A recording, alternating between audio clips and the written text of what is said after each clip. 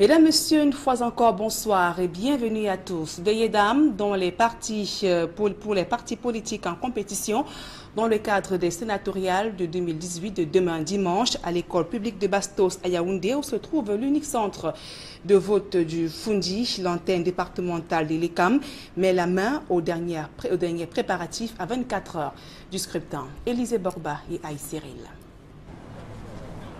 L'école publique de Bastos à Yaoundé abrite l'unique centre électoral du département du Fundi. À 24 heures du scrutin sénatorial, le personnel de l'ECAM peaufine les préparatifs.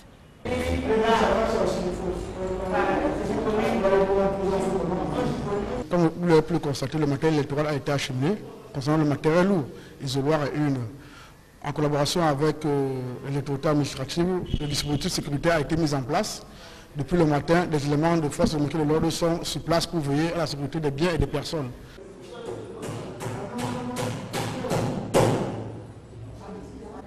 Des dames apprêtent la table où seront disposés les bulletins de vote. L'isoloir est en construction, tandis que l'urne transparente est déjà posée au beau milieu de la salle. Au secrétariat, les machines sont installées. Par mesure de prudence, la liste des électeurs ainsi que d'autres matériels électoraux n'arriveront qu'au petit matin. Les kits électoraux seront acheminés de matériel très tôt. Ces kits électoraux comprennent donc les scellés, les procès-verbaux, les fûts de pointage, les règles et les gommes. Donc dès demain matin, avant 8 heures, tout sera disposé comme le code électoral le préconise pour un début serein des élections à 8 heures précises du matin. 286 électeurs correspondant au nombre de conseillers municipaux du département du Fundi sont attendus ici. Ils seront répartis dans les 2 bureaux de vote A et B, à raison de 143 par bureau. Sénatorial 2018, nous y sommes, comme le dit l'affiche. Le scrutin se déroulera en présence des éléments de la police et de la gendarmerie qui ont déjà pris possession des lieux. Et dans la région du littoral, un seul bureau de vote pour le département du Vouri pour les six partis politiques en liste pour ces sénatoriales de 2018. La délégation régionale de l'ECAM mettait les dernières mains aux derniers préparatifs, notamment à l'école. Le constat a été fait au collège Alfred Saker par nos reporters Warren Zedeu et Gladys Sidi. Le collège Alfred Saker est l'unique centre de vote dans le département du Vouri. Les 2 salles de classe qui ont été choisies pour la circonstance en fait peau neuve. Quelques coups de marteau pour renforcer les portes, du ciment pour rembler les trous, mais aussi une rampe construite pour les personnes à mobilité réduite. Alors déjà nous sommes ici dans l'unique centre de vote du département du Vouri, qui est le collège Alfred Saker de Daido. Nous y avons 2 bureaux de vote, le bureau Alfred Saker A et Alfred Saker B. Et donc ce qui se passe, c'est que nos équipes sont sur le terrain depuis les premières heures pour préparer les différents bureaux de vote. Là, il s'est agi de vider les salles que nous allons utiliser, de les nettoyer. Le matériel de l'ECAM est déjà disposé dans les 2 salles de classe. Urnes, isoloirs et autres. Le matériel en lui-même, en fait, c'est du matériel et des documents. En termes de matériel, nous avons les isoloirs et les urnes. Nous avons les bulletins de vote. Nous avons le petit matériel, les fournitures de bureau. Nécessaires pour que la commission locale travaille, les enveloppes pour le vote, les enveloppes pour les procès-verbaux de dépouillement.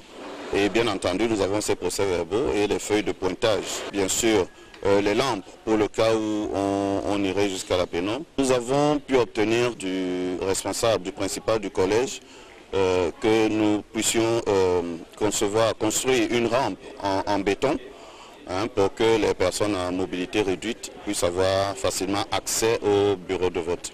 Côté ELECAM, toutes les garanties sont données pour un scrutin transparent. Les bureaux de vote en vue des élections sénatoriales ouvriront leurs portes le 25 mars à 8 heures.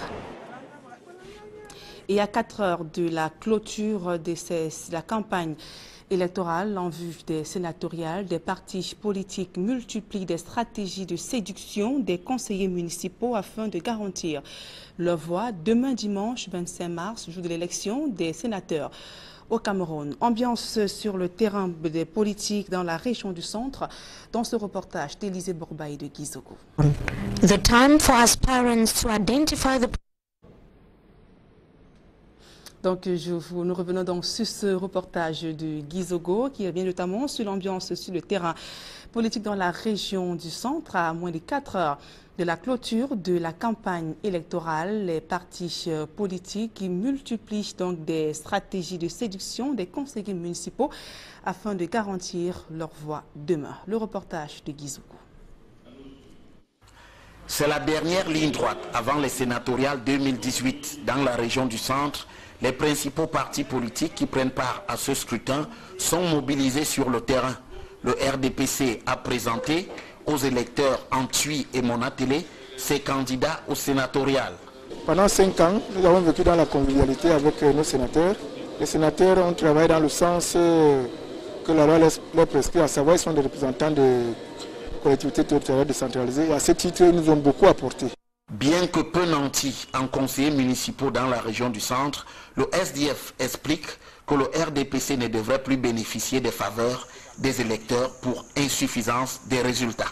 Avec le RDPC et les autres partis politiques, parce que nous sommes en coalition pour battre le RDPC dans le Mbameki, parce que le RDPC ne nous a pas servi dans le chef-lieu du département de Mbameki.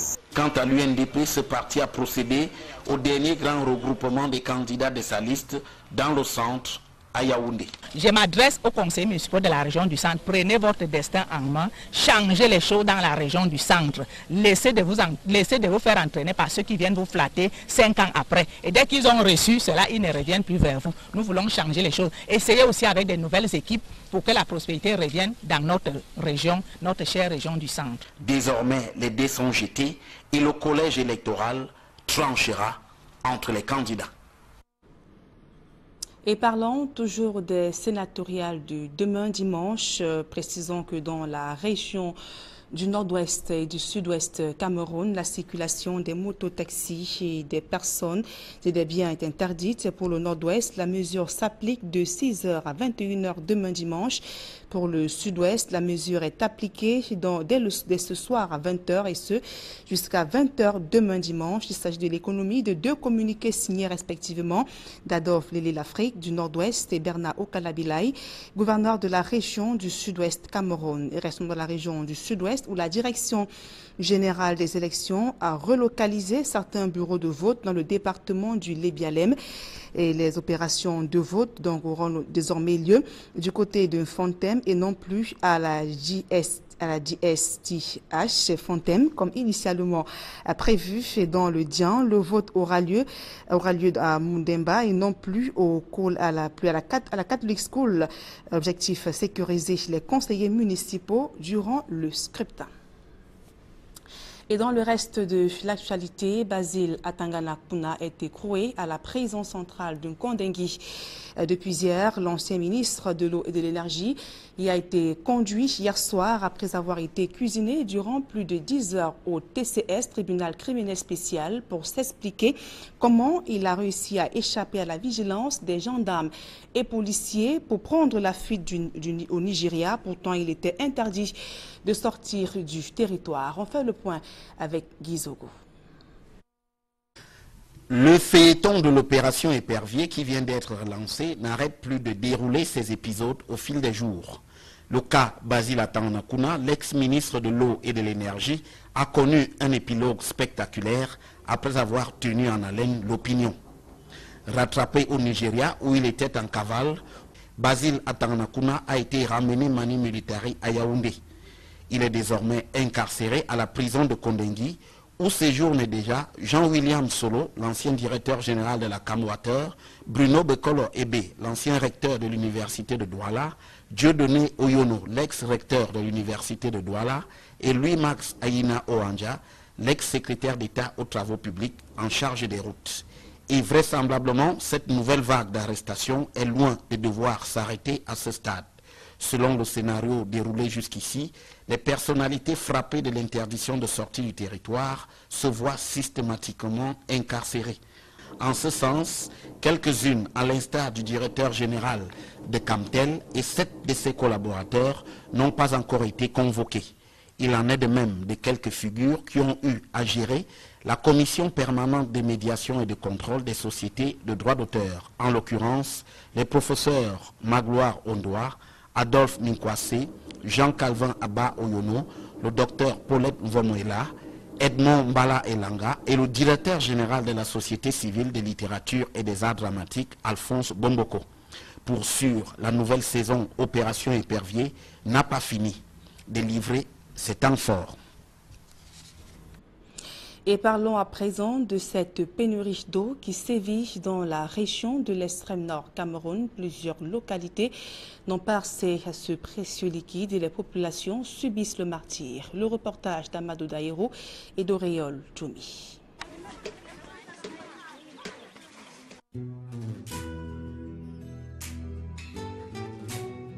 Zamaï, le sinistre visage d'une localité. Des populations abandonnées à elles-mêmes luttent désespérément pour leur survie. Leur unique garantie, un puits de fortune au fond boueux.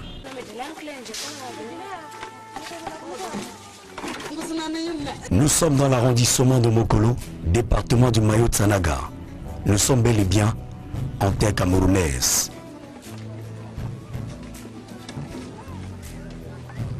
Un puits peu profond qui vomit une eau infeste, colorée, impropre à la consommation. Mais à Zamaï, pas de choix. Même si l'eau c'est la mort, il faut la boire dans l'espoir que l'eau sale ne tue pas l'homme noir. Pour avoir un seul bidon, nous dormons ici. Par exemple, moi je suis élève en classe de la seconde A4 allemand au lycée classique et moderne de Mokolo. Parfois, j'arrive à l'école en retard parce que nous souffrons à cause de l'eau dans nos villages. Nous dormons ici et puis on n'arrive même pas à avoir 2 bidons ou 3 bidons par semaine. Nous sommes gênés parce que nous à la maison, c'est un enseignant, c'est un modèle. Lorsqu'un enseignant n'a pas de l'eau, il ne peut pas se laver également les habits. Donc souvent, il sera obligé de venir en classe avec des habits tachetés. Vous imaginez la suite quand un enseignant va avec un habit tacheté, un pantalon tacheté. Vous imaginez la suite. Quelques kilomètres plus loin, nous sommes dans le Diamaré, arrondissement de Bogo. C'est la ville qui compte le plus de nomades, de peuls et de bétail dans la région de l'extrême nord. Ici, un ouf de soulagement. La commune a fait construire 110 forages. Il suffit d'un simple effort de muscle pour avoir le précieux liquide. Mais le sourire aux lèvres des populations cache tout de même un malaise. 110 forages ne sont pas assez pour 150 000 habitants. À la mairie, on promet de multiplier les efforts. Le bel exemple que devrait suivre l'arrondissement de Mokolo. En religion, je vous le disais en titre, Monseigneur Julio Murat est le nouveau nonce apostolique au Cameroun et en Guinée équatoriale. Le Turc, âgé de 57 ans, a été désigné ce samedi, par le pape François et remplace à ce poste Monseigneur Piero Piopo, affecté en Indonésie. Julio Murat était avant sa nomination nonce apostolique en Zambie ainsi qu'au Malawi. Diplômé d'un doctorat en droit canonique, il a également travaillé au Pakistan, en Autriche, en Grèce ainsi qu'en Biélorussie. Nous y reviendrons dans nos prochaines éditions d'information. Et toujours en religion, les chrétiens du monde célèbrent demain le dimanche des rameaux qui symbolise l'entrée triomphale de Jésus à Jérusalem. Elle marque ainsi le début de la Semaine Sainte. Et du côté de l'Oum, dans le département du Mungo, le commerce des rameaux se porte plutôt bien. Le reportage de Jacquino Moulon, Xavier Sorel-Tézia. Un gadget inhabituel sur le marché de l'Oum, département du Mungo dans la région du littoral, en cette veille de la fête des rameaux. Étalés sur des sacs, empilés dans des porte-tout ou vendus à la sauvette par des commerçants ambulants très motivés, Les rameaux font de bonnes affaires dans ce marché, comme dans plusieurs autres d'ailleurs. Pourquoi une telle ruée sur cette branche en cette période? On ne peut pas entrer aujourd'hui à Jérusalem. Une entrée dont l'importance n'est plus à démontrer pour les chrétiens en se référant à l'histoire relatée par les Saintes Écritures. Une entrée triomphale de Jésus, roi des Juifs dans la ville de Jérusalem. Le rameau symbolise le roi parce que lorsque Jésus est quitté au désert, il est venu, on l'a accueilli avec des rameaux, avec des pailles pour dire qu'on accueille le roi. Nous attendons la résurrection de Christ. Afin de faire comme les chrétiens d'autrefois, à 50 ou 75 francs CFA, les fidèles catholiques et protestants s'offrent ce précieux symbole qui, au-delà de son aspect festif, revêt une signification plus forte. Le rameau, n'est-ce pas, on accueille le roi, comme le roi entre à Jérusalem. C'est pour accueillir le roi. D'autres, parce qu'à l'époque, on lançait les paniers, on lançait les paniers pour accueillir. Une victoire de Jésus sur la mort, matérialisée par sa résurrection à laquelle, pour prendre part, il y aurait un préalable, la repentance, comme a tenu à le rappeler le prédicateur des circonstances. Je vous parle, population de nous. Repentez-vous, donnez vos vies au Seigneur Jésus. Quoi qu'il en soit, le rendez-vous est pris pour demain dans les différents lieux de culte. Le chapitre santé de ce journal à présent, à l'occasion de la journée mondiale de lutte contre la tuberculose, plus de 5000 personnes ont été détectées malades en 2017 au Cameroun, dans la région du littoral plutôt, et 87% sont sous traitement. Les responsables entendent aller au-delà de ce pourcentage et réduire la propagation. Révélation faite ce samedi à Douala. Farel Bounia et Flavien Valondongo.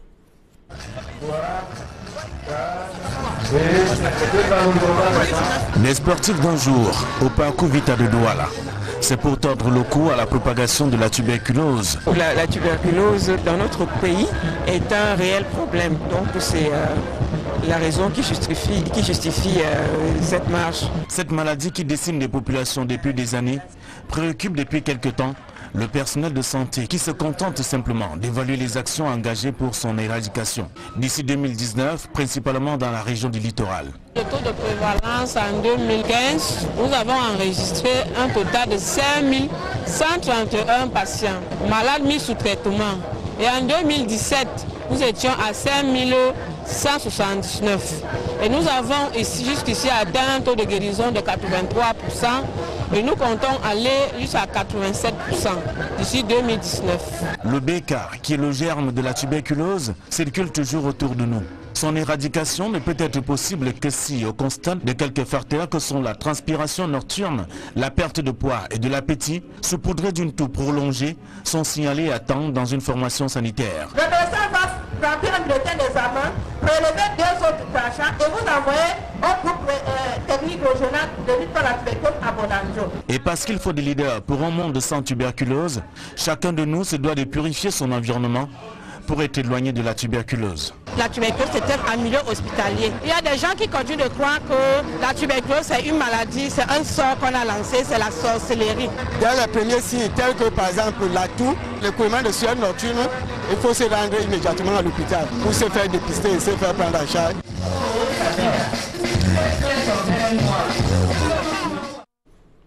À présent, la deuxième partie de ce journal en langue anglaise avec vous, Mimi Mofo. Thank you, Nadine Yambuto. Our televiewers, we thank you for joining us in this second segment of the news. Councillors in Cameroon will go to the polls tomorrow morning to elect 70 members of the upper house of parliament. The 9 political parties that are going to be taking part in the senatorial election have until midnight this Saturday to woo the voters in the respective regions across the national territory. As I indicate, 9 political parties are taking part in the election in Cameroon's 10 regions. Here in the littoral region of the country, it should be noted that the various political parties were finalizing preparations, and also in the nation's political capital, Yaoundé, at their various headquarters, The battle here in the littoral region of Cameroon is among 6 political parties, that is the CPDM, the UNDP, the ANDP, SDF, UPC, and the United Democratic Party of Adamon Damjoya. Before we take a look at the atmosphere that reigned at one of the polling stations in the littoral region, precisely in the Vuri division of the economic capital Douala, let us take a look at the southwest region of Cameroon. In the southwest, where the election day is going to be void of movements, vehicles and motorbikes are not allowed to circulate in the entire region. That's going to be between this night, starting 8 p.m. that was few minutes ago, to tomorrow 8 p.m. The information is contained in a release signed by the governor of the southwest region of Cameroon, Bernard Okalia-Bilai. Details with Derek Jato. Everyone in the southwest region is expected to be home latest 8 p.m. Saturday, the 24th day of March 2018, and be ready to spend the Palm Sunday indoors. In a communique signed Saturday, March 24, 2018, the Southwest Commander-in-Chief, Governor Bernard Okalia-Bilai, officially informed all in the region that the movement or circulation of all vehicles, motorbikes, persons and goods shall be strictly prohibited throughout the region. Starting 8 p.m. Saturday the 24th day of March 2018 to 8 p.m. Sunday the 25th day of March 2018, except for ambulances, administrative authorities and officials of defense and security forces involved in the execution of official assignment or vehicles with special authorization. The first paragraph of the Saturday 24 March 2018 communique spelled out that it is within the framework of measures taken to ensure the smooth organization of conduct of the 25th March 2018 senatorial elections in conformity with the provision of Decree number 2018/103 of 7 February 2018 to convene the Electoral College for the above election. Signed, the Governor, Bernard Okalia-Bilai. Those are simply some of the measures put in place by authorities in the northwest and the southwest regions of the country to guarantee an electoral process void of hitches. This is the first time that an election is being organized in Cameroon since the start of the socio-political crisis that is now rocking the 2 Anglophone regions of Cameroon. The reinforcement of security in the northwest and the southwest region is government's response to warnings from Anglophone activists who are calling for no election in the northwest and the southwest regions of the country. As far as the decision of the northwest regional governor Adolphe Lele-Lafrique is concerned, he has decided to halt the activities of motorbike riders in the entire region starting tomorrow 6 a.m. In a release, the governor prohibited motorbikes from circulating between 6 a.m. tomorrow morning till 8 p.m. That's going to be 9 p.m. rather, on Monday. That is 9 p.m. tomorrow, Sunday, the 25th of March, 2018. Now, a senator in Ngor-Kotunja division, we're still in the northwest region of Cameroon, who failed his councillors and his people during the first mandate, is promising brighter days if he's re-elected as senator come tomorrow. He has described the second mandate as a moment of achievement, as we hear in the following report. It is another Senate election in Cameroon, the time for aspirants to identify the problems of their respective constituencies and propose solutions. This second senatorial election is also time for the outgoing and first ever senators in Cameroon to evaluate their balance sheet. Two sides of the same coin, we are supposed to work hand in glove. Senator Dinga Ignatius Bayin of Ngor-Kotunja in the northwest region is one of those who have admitted that his 5-year mandate was void of achievements and a failure to his people. I know my responsibility. I have to live up to it. I want to believe that my output in the first mandate was not the best, and that this is the time for me to improve on it, and I'm going to do that. Meeting at the Babesi Council Hall for the Administrative, Management and Stock Accounts session of the municipality, the outgoing senator told the councillors that he has gained more experience to deliver if given a second chance. We had the first experience. We are now more experienced than ever before to lead them, to develop our constituency. And I have been assuring them that I am happy that they are all of the ruling party, the CPDM. We are all of the CPDM. And that we are bound to behave responsibly as CPDM militants. So I expect them to deliver the goods on the 25th for the CPDM to continue to lead in this region. He added that working in close collaboration with the electorates for the good of the community would be his priority. I will be much more present, and together with them we will conceive projects and execute. In fact, I'm going to do more advocacy, lobbying in favor of my people. Only the outcome of the March 25th election would tell whether the CPDM councillors who constitute majority in Gokutunja will stand by their party comrades irrespective of their negative balance sheet. And Elekam officials in the littoral region of Cameroon have said that all measures have been put in place to guarantee hitch-free unfolding of the senatorial election in the Vuri division. A reporter, Emerencia Konlak, visited one of the polling stations in the littoral region, the lone polling station, of course, in the Vuri division, and brought back the following report. One day to the Senate election, Elekam officials are getting everything set at the lone polling station in Wuri Division. Here, at the Alfred Seka College, 2 classrooms to receive the Electoral College are undergoing cleaning and decoration with Elekam materials. According to the Regional Director of Elections Cameroon, ballot boxes, papers, envelopes and other voting kits are available. Mr. Emmanuel Dekakwa told the reporters that a timely preparation guarantees a hitch-free voting process. As councillors prepare to go to the polls, officials of the elections governing body have reassured that the institution is combat ready for the exercise.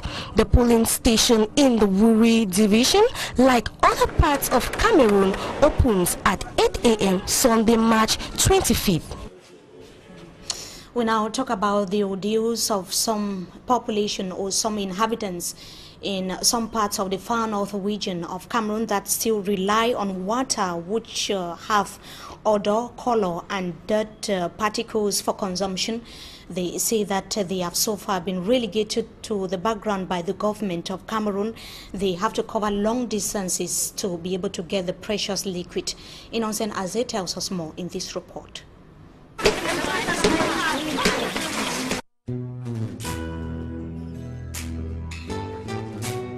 Zamai, a locality in Mokolo subdivision, Mayo Chanaga division of the far north region. It is a bright day and inhabitants who seem abandoned scramble over water.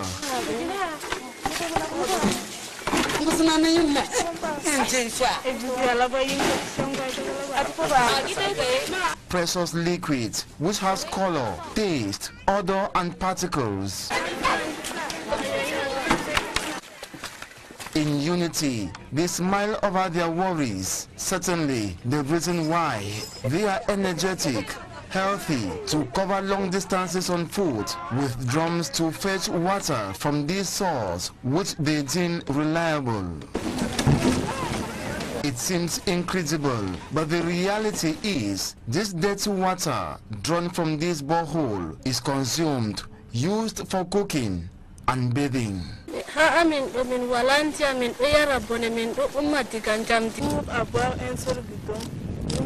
She is a student and usually goes late to school because she has to climb and descend mountains to fetch water. At times, she and others leave this water point late at night if she has to go to school early. Another locality is Jamare in the Bogo subdivision, where cattle rearing is a predominant activity. In this locality, life seems better as inhabitants boast of over 100 water pumps which only require energy to enable water ooze out. Though the population smile, 110 boreholes remain inaccessible to over 150,000 inhabitants. Council authorities guaranteed to multiply efforts to meet the needs of the populace. An example which council officials in Mokolo have failed totally and completely to emulate.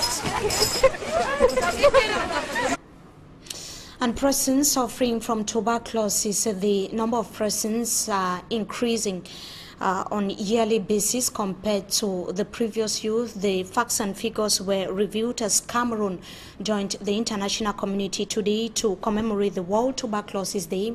Facts and figures have revealed that 87% of infected persons here in the littoral region of the country are receiving treatment. Let's have the details with Rabiatu Aliyu.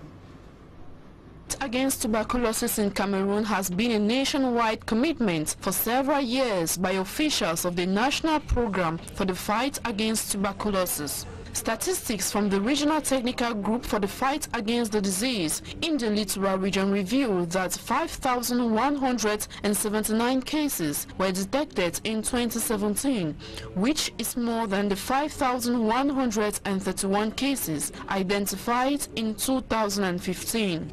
As Cameroon commemorates the 2018 edition of the World Tuberculosis Day under the theme Wanted Leaders for a Tuberculosis-Free World. Je profite ici de votre antenne. The regional coordinator for tuberculosis in Douala encourages associations engaged in the fight against the disease and expressed her desire for more to be created. Le thème cette année, c'est vouloir des leaders pour un monde sans tuberculose. Tuberculosis is a real problem in our society. That is why I wish to encourage other herd units to create associations to fight against tuberculosis. As such, the National Program for the Fight Against Tuberculosis will support them. Et le programme national de lutte contre la tuberculose sera derrière eux pour les encourager. During this come-together at the Parcours Vita Sports Complex in Douala, participants said they are taking home valuable message on tuberculosis prevention, symptoms and way forward if contaminated. Ma présence ici aujourd'hui, c'est de participer à la Journée mondiale de la lutte contre la tuberculose. I have learned that signs of active tuberculosis disease include long-lasting cough, chest pain, coughing up blood, feeling tired all the time, night sweat, fever, loss of appetite, and weight loss. Infected patients must talk to their health care providers immediately. Le coulement de sueur nocturne, il faut se rendre immédiatement à l'hôpital pour se faire dépister et se faire prendre en charge. Tuberculosis is the contagious infection that attacks the lungs and spreads to other parts of the body. The disease is caused by a bacteria called Mycobacterium. And the consignment of illicit goods worth 108 million francs CFA have been confiscated by custom officials in Tiko of the Fako Division, Southwest region of Cameroon. A special security measure put in place by the government facilitated the seizure of the goods. The goods were destroyed and later set ablaze, as David Simaimo tells us in the following report. To the Tiko Chief of Customs, Furu Gebai Ferdinand, the seizure of the contraband good is made possible due to new security measures put in place with instruction from hierarchy since 2017. Depuis notre prise de fonction, on a mis en place un dispositif que vous avez pu constater en termes de résultats jusqu'à ce jour. Je rappelle, je précise que c'est des saisies qui ont été opérées sur la période allant du 1er décembre jusqu'au 28 février 2018. The security measures warrant all cartons of goods to be checked by custom officers before the goods are loaded on a truck. Ngun Linus Che is a senior custom officer at the Tiko port. If you look at the seizures we made, you discover that some of the goods are, they tie them inside plastics, but if you are not very vigilant, you might think that they are plastics. All you see in the cartons of woofers, you discover medicines and cigarettes. Speaking to the press during the destruction and burning of illicit goods, the divisional officer for Tiko subdivision, Anufo Plextus Asongwe, categorically spelled out that the seizure, destruction and burning is a clear warning to dealers of contraband goods. Henceforth, Tiko will not be the passage.